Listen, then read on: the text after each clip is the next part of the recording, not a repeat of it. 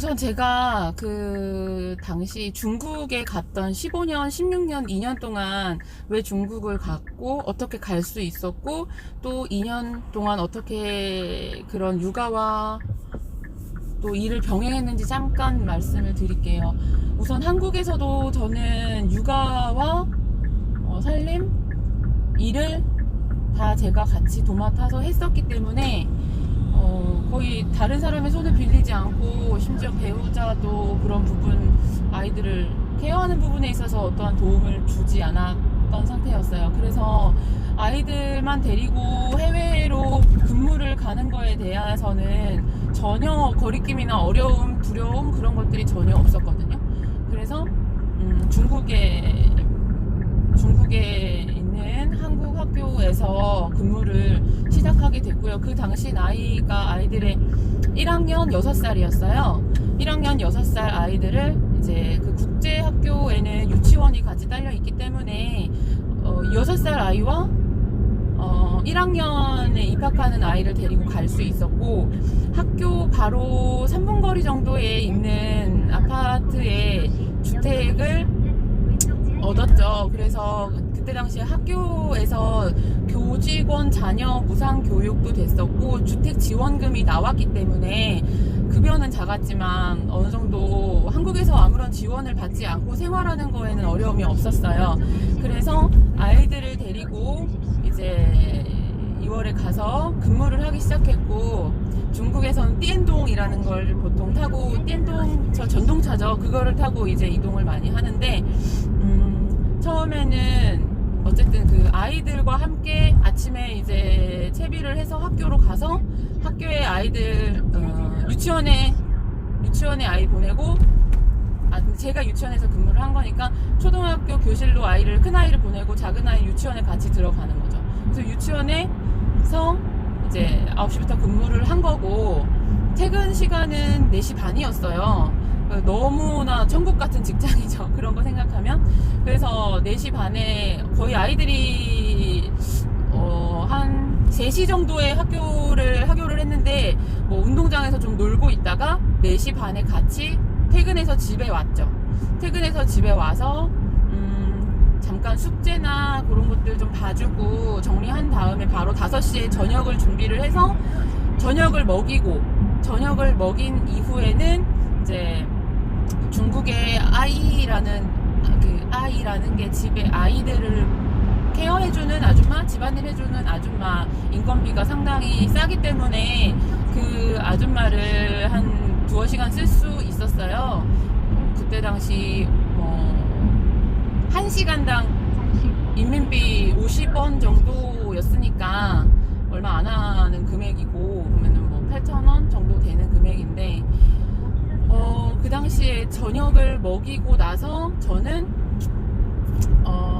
아이들 숙제를 하고 있는 동안에 저는 운동을 다녔죠.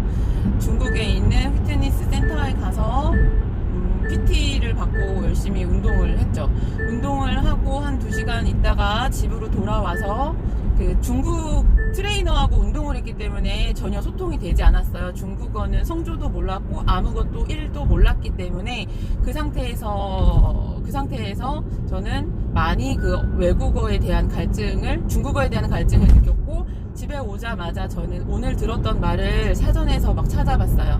그리고 알아듣지 못하기 때문에 그것들을 다 메모를 해와서 집에 와서 네이버 검색도 하고 사전도 찾고 단어도 다시 한번 익히고 그 다음날 가서 또 이야기를 해보는 방식으로 하다 보니까 좀 금방 동기부여가 돼서 많이 늘었던 것 같아요. 그렇게 해서 저녁에는 공부를 하고 거의 11시, 12시에 아이들 재우고 또 그런 반복되는 삶을 살았었죠.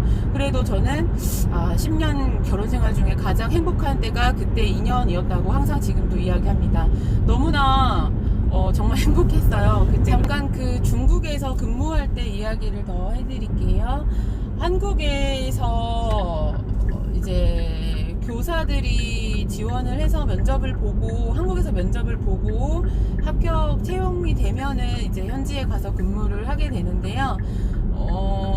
그 현지 채용이라고 해서 교사들하고는 좀 그 초등학교 선생님들, 중고등학교 선생님들하고는 좀 급여가 달랐어요. 저희 유치원 같은 경우에는 공립교사는 그 교직원과 똑같은 연봉과 그 대우를 하는데, 저희 사립 유치원 교사들 경우에는 현지 채용이라고 해서 급여 체계가 좀 달랐었죠.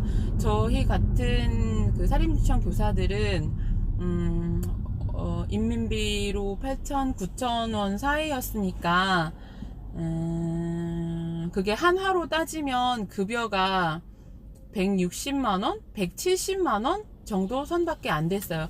그렇지만 그래도 급여 자체는 작지만 우선 기본적으로 주택지원금이 뭐 월 렌트 50에서 60만원 가량 한화로 5, 60만원 정도가 매달 지원이 나오는 거였기 때문에 분기별로 그렇게 해서 주택에 대한 걱정은, 방이 3개 있는 아파트를 줬으니까 그것도 가족 수에 따라서 주택지원금이 다르게 나왔거든요. 그래서 그렇게 주택지원금도 나오고, 또 토요일 같은 경우에는 중국인 아이들이 많이 있기 때문에 다문화학교, 그리고 뭐 가베라던가 특별활동, 델타샌드라던가 뭐 특별활동을 하고 한글학교를 하는 경우에는 별도의 수당이 또 지급이 됐었죠. 그래서 기본급은 작지만 그래도 우선 퇴근 시간이 4시 반 정도에 맞춰져 있어서, 물론 그 이후에 업무가 있으면 당연히 더 해야 되는 건 맞지만 급여에 비해서 일의 강도는 많이 높지가 않았기 때문에 상당히 그래도 만족도가 높다고 볼 수 있습니다.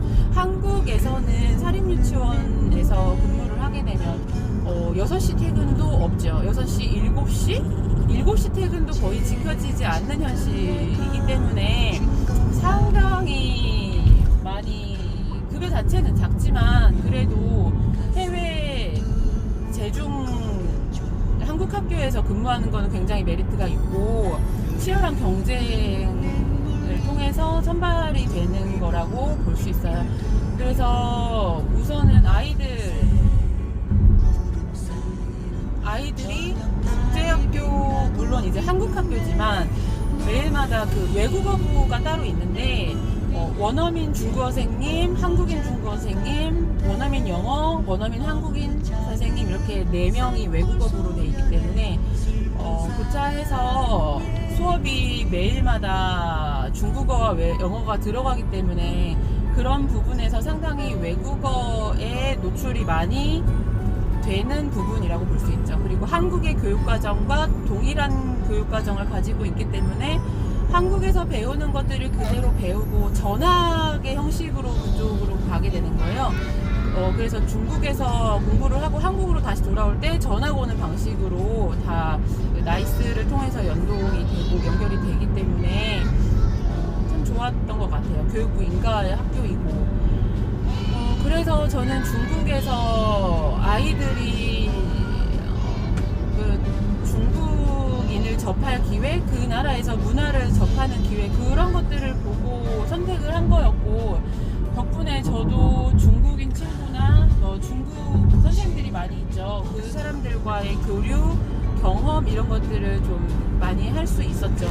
그래서 저는 그 일을 선택할 때에 물론 그 시간당 급여를 받고 이런 것도 굉장히 중요하겠지만 그 외적으로 사람을 얻고 사람과의 그런 관계를 형성하는 것들을 좀 많이 중요하게 여기는 것 같아요. 그래서 이제 중국 생활하는 동안, 또 이게 다 됐네. 저는 중국 생활을 하는 동안 뭐 넉넉하게 생활한 것은 아니지만, 물론 뭐 여행을 많이 다니거나 그렇게 할 정도의 넉넉한 생활은 못했지만 그래도 나름대로 뭐 중국어 공부를 한다던가 중국인 친구들과의 교류나 아이들에게 경험을 시켜주는 부분에서는 만족스러운 생활을 하고 왔어요. 그래서